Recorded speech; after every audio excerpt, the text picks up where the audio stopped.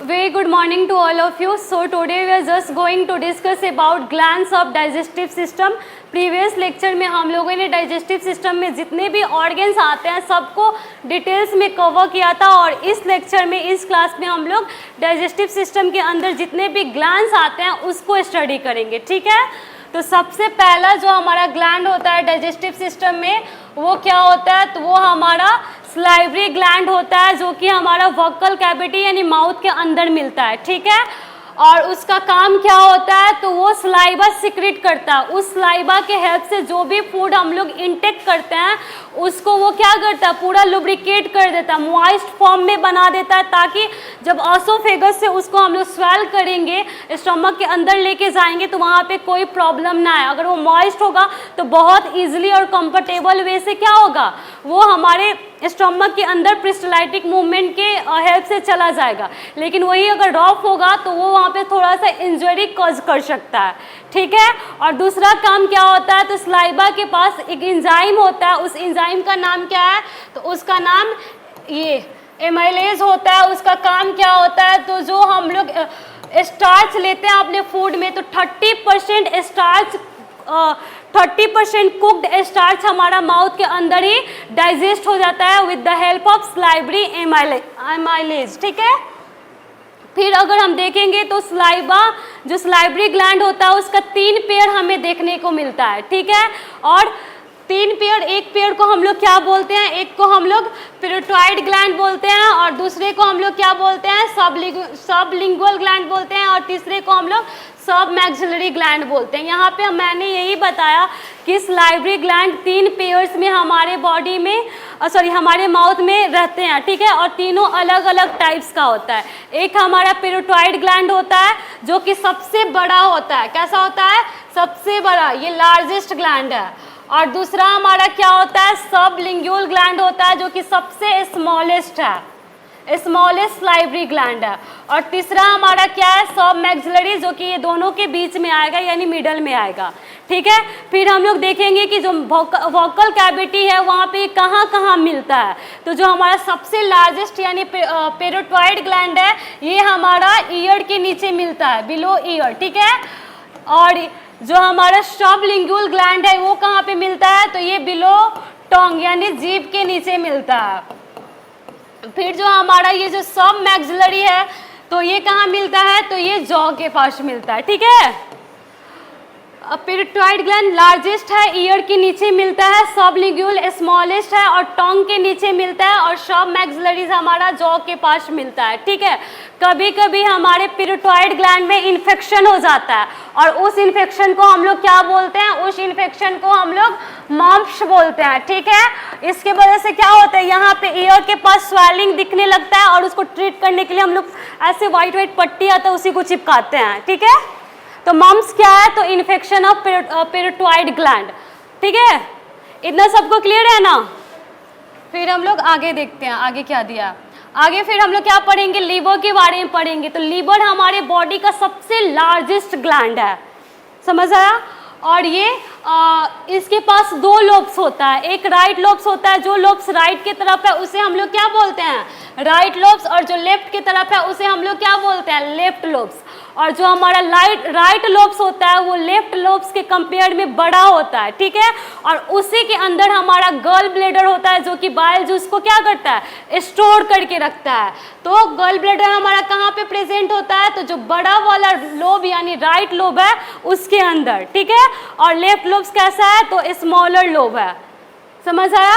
फिर हमारे हर एक लोब से एक डक्ट निकलता है, उस डक्ट को हम लोग क्या बोलते हैं, हेपाटिक डक्ट बोलते हैं। ठीक है, इस डक्ट के थ्रू क्या आता है, जैसे जो लीवर बाइल जूस सिक्रेट करेगा वो बाइल जूस आता है इस डक्ट के थ्रू, और ये दोनों डक्ट मिलके एक कॉमन स्ट्रक्चर बनाता है। उस कॉमन स्ट्रक्चर को हम लोग क्या बोलते हैं, तो इस कॉमन स्ट्रक्चर को हम लोग कॉमन बाइल डक्ट बोलते हैं। ठीक है,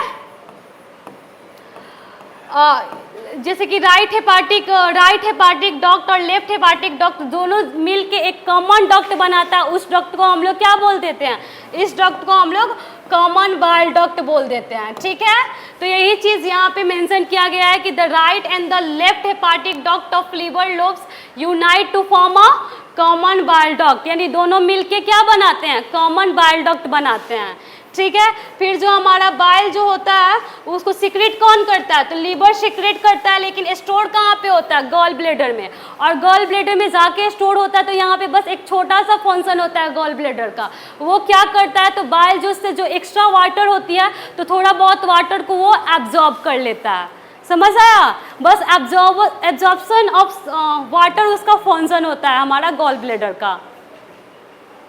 और ये जो बाइल जूस होता है उसका काम क्या होता है, तो वो बाइल जूस हमारे फैट को इम्लिसिफाइड करता है, इम्लिसिफिकेशन ऑफ फैट में हेल्प करता है, तब जाके फैट डाइजेस्टिंग एंजाइम जो लिपिड्स प्रेजेंट होता है हमारा पेनक्रियाटिक जूस में, स्मॉल इंटेस्टाइन में, तो वो उसको डाइजेस्ट करता है, समझ आया।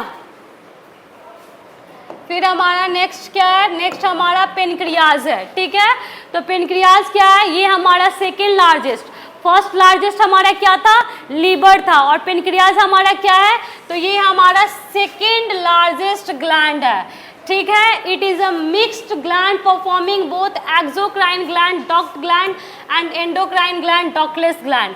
जो पेनक्रियाज होता है उसको हम लोग मिक्स ग्लैंड बोलते हैं। मिक्स ग्लैंड क्यों बोलते हैं, क्योंकि इसमें एंडोक्राइन ग्लैंड का भी काम, इसका कुछ पोर्शन एंडोक्राइन ग्लैंड का काम करता है और कुछ पोर्शन इसका एक्सोक्राइन ग्लैंड का काम करता है।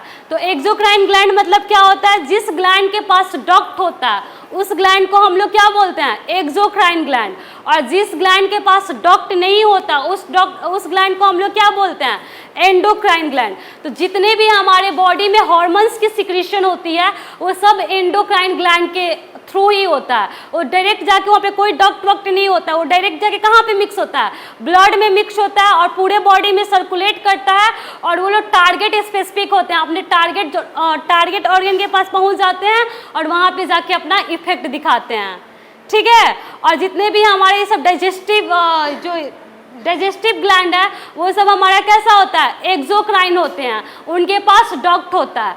तो पेनक्रियाज को हम लोगों ने क्या बोला है, मिक्स ग्लैंड बोला, मतलब ये एक्सोक्राइन ग्लैंड का, इसका कुछ पार्ट एक्सोक्राइन ग्लैंड जैसा फंक्शन करता है और कुछ पार्ट एंडोक्राइन ग्लैंड जैसा फंक्शन करता है, ठीक है। तो देखो यहाँ पे it secret pancreatic juice and helps in the digestion of food. जो एक्सोक्राइन पोर्शन होता है पेनक्रियाज का, वो हमारा क्या करता है, वो हमारे डाइजेस्टिव जूस को सीक्रेट करता है, और वो डाइजेस्टिव जूस हमारा स्मॉल इंटेस्टाइन के अंदर जाता है और वहाँ पे फूड की कंप्लीट डाइजेशन करवाता है, ठीक है। और कुछ ऐसे पार्ट्स हैं जिसे हम लोग एंडोक्राइन ग्लैंड बोलते हैं, और वो क्या करता है, तो वो हमारा ये यहाँ पे मेंशन किया गया होगा, ठीक है, नहीं मेंशन किया गया, वो हमारा इंसुलिन की सिक्रीशन करवाता है। इंसुलिन क्या होता है, जैसे कि बॉडी में जो ब्लड में जो ग्लूकोज की लेवल होती है तो वो हाई होता है ना, ठीक है, कभी हाई हो सकता है कभी लो हो सकता है। तो जब हाई रहता है तो इंसुलिन क्या करता है, उस ब्लड के ग्लूकोज के लेवल को डाउन करवाता है। इसी वजह से डायबिटिक पेशेंट को तुम लोग देखोगे उन लोगों को क्या दिलाता है, इंसुलिन का इंजेक्शन दिलाता है। क्यों दिलाता है, क्योंकि उनके ब्लड में ग्लूकोज का लेवल हाई होता है, और ग्लूकोज के लेवल्स को हाई से लो करवाने में कौन हेल्प करता है, तो इंसुलिन हार्मोन्स हेल्प करता है। और वो सीक्रेट कौन करता है, तो पेनक्रियाज का हमारा एंडोक्राइन पार्ट। यही किसी की बॉडी में किसी का पेनक्रियाज इसको अच्छे से सीक्रेट नहीं कर पाता है तो उसके ब्लड के ग्लूकोज के लेवल को हम मेंटेन नहीं कर पाते हैं, और वो कैसे डिजीज से सफ़र करने लगते हैं, तो डायबिटिक जैसे डिजीज से, समझ आया। और जो इसका एक्सोक्राइन ग्लैंड है वो क्या सीक्रेट करता है, डाइजेस्टिव जूस, ठीक है, डाइजेस्टिव एंजाइम। और उसके अंदर क्या क्या आता है, कौन कौन सा एंजाइम, तो एक आता है हमारा एमाइलेज, ठीक है, दूसरा हमारा आता है ट्राइप्सिन, तीसरा हमारा क्या आता है, लिपेज आता है, ठीक है। एमाइलेज जो है उसका काम क्या होता है, इसका काम होता है स्टार्च की डाइजेशन करवाना, ठीक है। और जो ट्राइप्सिन होता है इसका काम क्या होता है, तो इसका काम होता है हमारा प्रोटीन का डाइजेशन करवाना। क्या हो गया,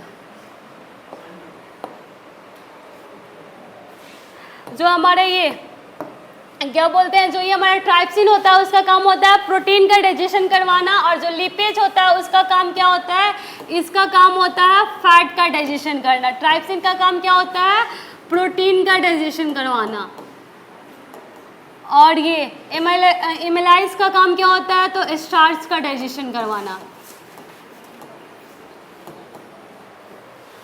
ठीक है, तो इसी वजह से स्मॉल इंटेस्टाइन के अंदर हमारा लिपिड का भी डाइजेशन, फैट का भी डाइजेशन हो जाता है, स्टार्च का भी डाइजेशन हो जाता है, और ये क्या बोलते हैं, प्रोटीन का भी डाइजेशन हो जाता है। ठीक है, और जो एंडोक्राइन पार्ट होता है वो इंसुलिन सिक्रेट करता है, और इंसुलिन क्या करता है, तो ब्लड में जो ग्लूकोज का लेवल होता है तो उसको हाई से लो करता है।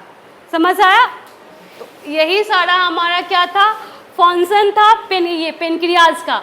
अब देखो पेनक्रियाज जो अपना जूस सीक्रेट करेगा, इस डक्ट में सीक्रेट करेगा, इसे हम लोग क्या बोलते हैं, पेनक्रियाटिक डक्ट। और उधर से कौन सा डक्ट आ रहा है, हमारा लीवर की तरफ से बाइल जूस आ रहा है। ठीक है, तो लीवर का जो कॉमन बाइल डक्ट है, जो पेनक्रियाटिक डक्ट है, दोनों मिल जाते हैं और एक डक्ट बनाते हैं। उस डक्ट को हम लोग क्या बोलते हैं, कॉमन बाइल, कहाँ गया, उसको हम लोग कॉमन बाइल डक्ट नहीं, कॉमन हेपाटो पेनक्रियाटिक डक्ट बोलते हैं। इस डक्ट को हम लोग क्या बोलते हैं, कॉमन, ये फिगर में नहीं दिया, ठीक है, हेपाटो पेनक्रियाटिक डक्ट। मतलब यहाँ पे क्या हुआ, जो कि कॉमन बाइल डक्ट है और जो पेनक्रियाटिक डक्ट है, दोनों मिलके एक कॉमन डक्ट बनाते हैं। उस डक्ट को हम लोग क्या बोलते हैं, कॉमन हेपाटो पेनक्रियाटिक डक्ट। और यही डक्ट जाके हमारा स्मॉल इंटेस्टाइन के ड्यूडेनम में ओपन होता है। समझ आया?